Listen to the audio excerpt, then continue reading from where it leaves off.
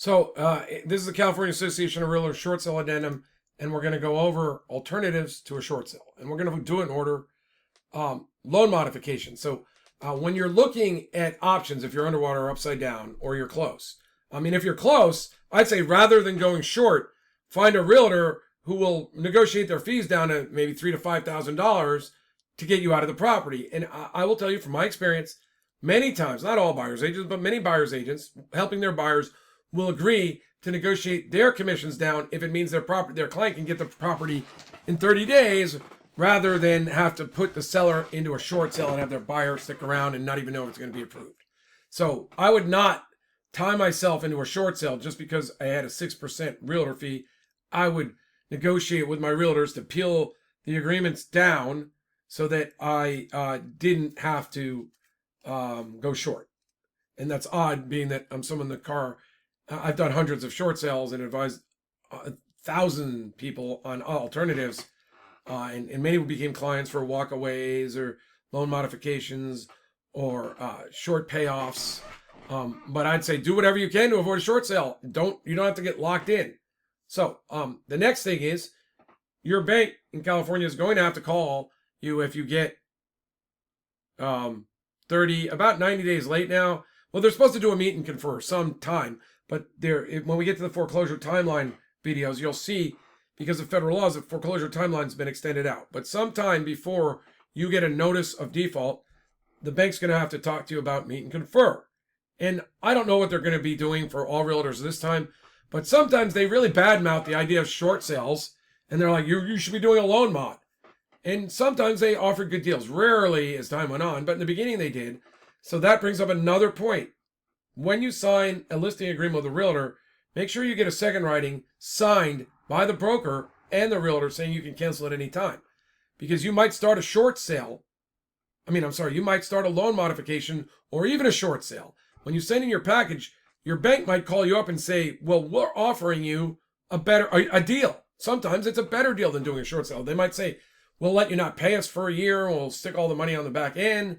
For some people, if your income's been cut, but it's solid and might even return, they might offer you better payments. They might negotiate your rate down and keep it that way for a long time.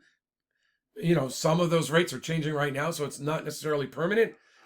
But, sometimes, rare, super rare, for people not working with an attorney, but sometimes they would cut some equity down. They'd cut your principal. Very rare. I would say most of the time, in the past, my clients elected to wind up doing a short sale. They'd work with the bank. The bank would be dual tracking them for foreclosure. They'd deny them or give them a terrible offer, and the clients would go ahead and say, let's start the short sale. Can you stop this while we do the short sale? And because of that practice, we have new laws that say that if you get a full package in, you should also make sure that they don't dual track you for foreclosure. So there might be reasons to work with an attorney in a little way. Like, I would not charge a lot of money as I went over your packages. Like, one of the things might be, well, are you disclosing your assets and giving a roadmap to your assets to the bank? What are your risks if you're doing that? So, it might be helpful to have an attorney go over your package with you and go over your options. And I'm happy to do that if you want to get specific. I can talk to you free about it in the beginning, but if you want to get specific, I got very reasonable programs to coach you if you're thinking it's worth a try. I don't want to charge you and say I'm going to do your loan mod, because it's really a work that you could do, and your bank. It's hard for me to explain. Like, if you really want an attorney on your team, I'm not going to talk you out of it, and I'm happy to do it. But it's sort of like it's like, to me, it felt like people were rolling the die. Sometimes I got good deals, sometimes I didn't. It depended on the investors, which you don't know who they are in the beginning. So I didn't really want to charge people and then say, oh, that's terrible, let's go do a foreclosure now. Let's go do a short sale now. But if that's okay with you, we can work something out, because I'm legally, as an attorney, I am allowed to charge. Realtors are not allowed to charge for doing anything up front. I could. A few realtors could if they got approved, but they never get approved by the state.